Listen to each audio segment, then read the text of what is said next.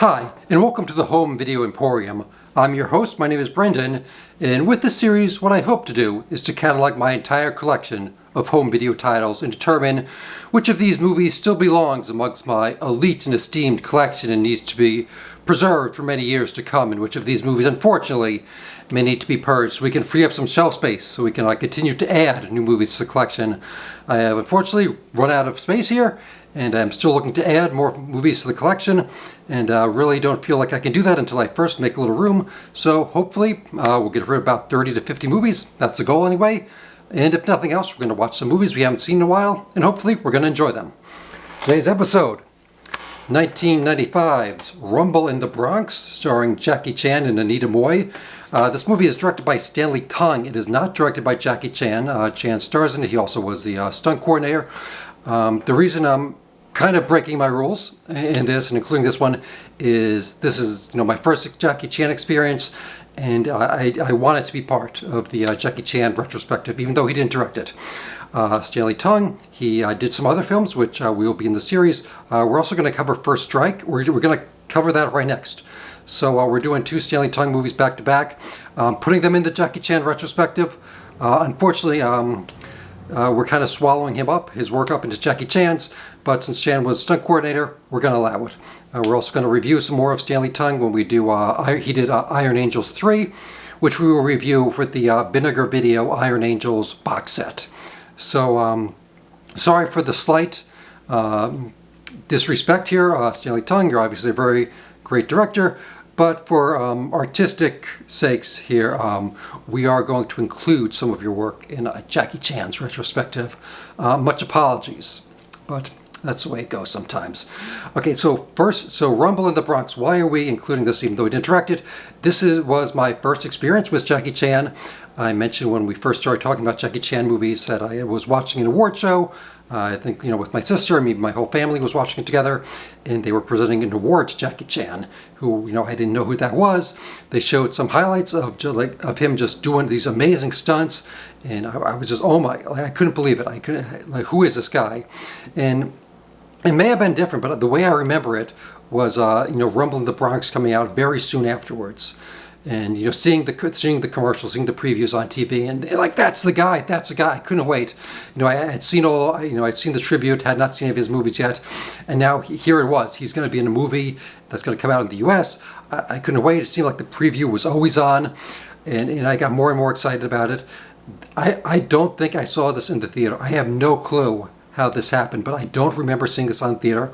I think my first experience with Rumble in the Bronx was on VHS. No excuses on that one. I don't know what happened, but even on renting it on VHS tape, it was still amazing. I rented it, I don't know how many times, 4, 5, 6 times. Loved it every time. Thought it was just absolutely incredible. All the stunts were great. Jackie Chan was great, and this would kind of parlay into, as I mentioned before. Oh, also Stanley Tong. I apologize. He also directed Police Story 3 Super Cop, which I have been talking about quite a lot on this kind of Miramax collection of Jackie Chan films. That's how I have Police Story 3 Super Cop right now. Also directed by Stanley Tong, as well as First Strike, which is kind of Police Story 3. So, he's definitely worked on some very good Jackie Chan movies in that way. And as I mentioned, you can get the Police Story trilogy on a... can't remember the company at the moment, but you can definitely check that out if you don't want to do the Criterion and then just get the third Police Story. As long as I'm mentioning it, and again, I'm not being paid to do this, but if Arrow Video would like to send me this box set for free, I will gladly review it. Arrow Video is doing the Jackie Chan Breakout Hits, which features Drunken Master 2, Rumble in the Bronx, Thunderbolt, First Strike, Mr. Nice Guy, and Who Am I? Again, I have not had this. I have not seen this in person yet, but that seems like something I should add to my collection. And a continued theme on this series is my desperate need to upgrade some of these Jackie Chan movies.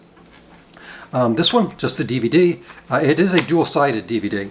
You can, whichever way you want it, if you want to watch the full widescreen scope version, geez, You're more than welcome to. If you want to flip it around and watch the pan and scan Academy aspect ratio, you can do that as well. It's how we all watched it on VHS for the first time.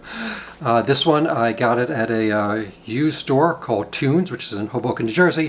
When I purchased it, the guy behind the counter, we were just reminiscing together. We were like, oh, remember we both rented it so many times at the video store. We talked about all the Jackie Chan movies that we watched there. And I picked up a few other ones at that store as well. And it's always great. You never know what you're going to get. Most of the time I go there, I don't buy anything, but you never know. Sometimes you're going to get a winner, such as Rumble in the Bronx.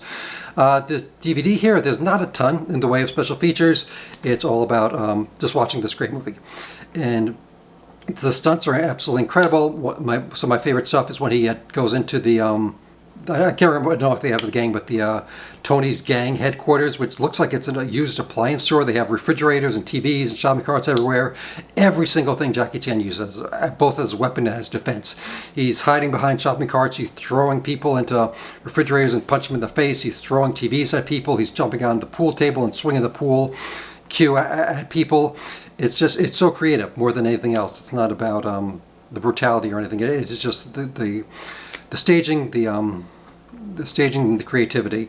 You get some really cool vehicular action at the end, where it's a hovercraft running through, which is supposed to be the Bronx, but is nowhere absolutely near the Bronx. You've got big mountains and forests in the background. I have definitely not set in the Bronx, but and they go through beaches, they go through small towns. Jackie Chan at the end, he gets into like a really fast car, and he attacks the hovercraft with a sword.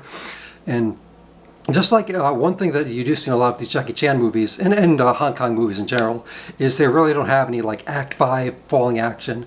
In this one, once they get the bad guy, he gets his comeuppance, he gets run over by a hovercraft, we go right to the credits. There's no, we don't, everything is okay, I guess. All the Anita Moy's grocery store is going to get rebuilt, and all the problems are going to be solved. So that is an interesting thing about a lot of these movies. They don't really, after the bad guy gets beat up, we gotta go. Time to go home.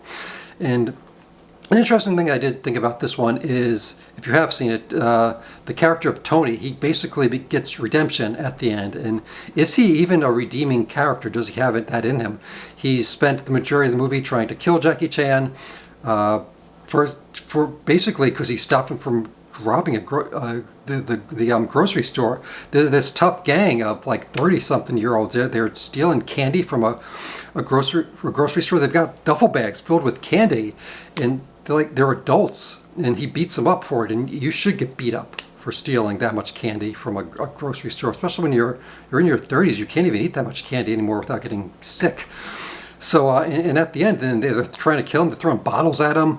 They're trying to get him to jump off of buildings, and then he gets redeeming. Even Nancy, the love interest, she was along for the ride until she found out that Keon, Jackie's character, he gave her little brother a video game, a little handheld video game that doesn't have a cartridge in it, but he can still play it. And once she finds that out, it's like, oh, I'm so sorry, and even though she was trying to kill him. So, again, a lot of with Jackie Chan movies, you will see redeeming characters. I'm just not sure if these count as redeeming characters. And Nancy's brother, he's a little wheelchair-bound kid, but he is way too interested in his 21-year-old sister hooking up with Jackie Chan. It's a little unusual where, after Jackie Chan's been beat up and he's got all the scars on him, and he's kind of like undressed, and he's like sleeping in just with the blankets on him. The little boy comes up and goes, "Oh yeah, my sister dressed your wounds and took your clothes off. She's 21 and pretty." And I don't know why he wants his 21-year-old. I mean, I guess because she's hanging out with the gang.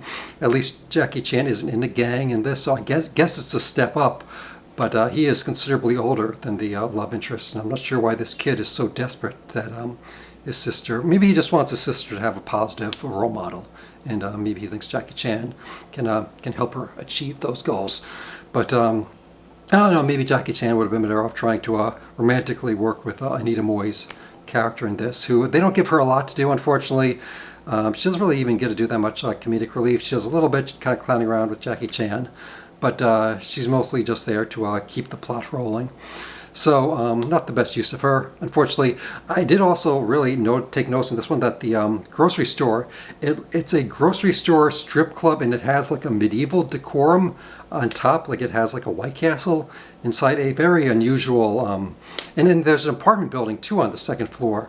So there's a lot going on in this one little grocery store. I guess that's how things work in the Bronx. So that'll wrap us up on Stanley Tong's Rumble in the Bronx, stunt coordinator Jackie Chan, and stars Jackie Chan. So again, for me and for possibly a lot of people, this was your introduction to Jackie Chan, and I think it was an excellent one. Definitely after this, I was watching, I was renting more movies on VHS. I was going to see, Police Story 3 Super Cop at the drive-in. And in case I haven't talked too much about that one because it is on the A-Disc one, that's a fantastic movie. Both Jackie Chan and Michelle Yeoh, just absolutely incredible. Maggie Cheung, they don't give her a lot to do, but great stunts and great action as well.